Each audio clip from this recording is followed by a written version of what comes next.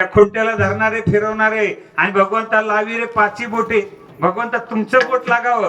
पाच विचाराचा पाच तत्वाचा विचार या जात्याकडे असावा हा विचार सांगितला.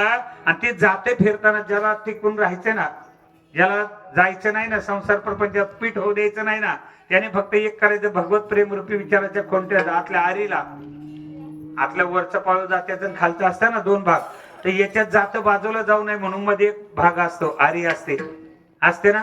त्या आरीच्या जवळ तिथून वरून दाणे टाकल्या जातात, बरोबर आहे ना. ते दाणे टाकतात.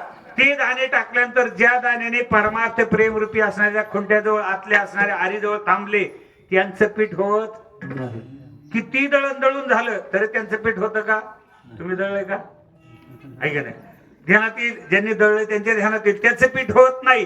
पण जे इकडे तिकडे फिरतील ना, सांगा मी काय करू, घडी तिकडे तर घडी तिकडे, या सप्त्यात नंतर कशात तर नंतर वाजायला लागलं तिकडे काय पाठ पीठ झालं महाराज, काहींचं पीठ झालं.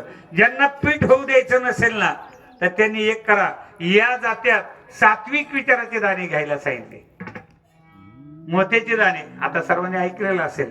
तिथे ते सात्विक विचाराचे दाणे या मुखामध्ये जात्याच्या मुखात भरा.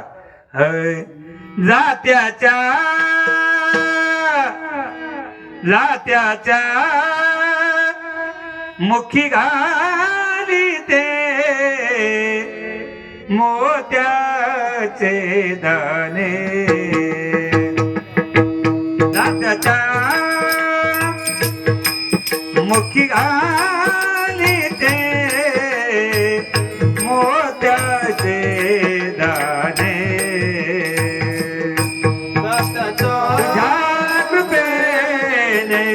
मला विठ्ठला काही नाही मुले, हे देवा तुझ्या कृपेने मला विठ्ठला काही नाही मुले.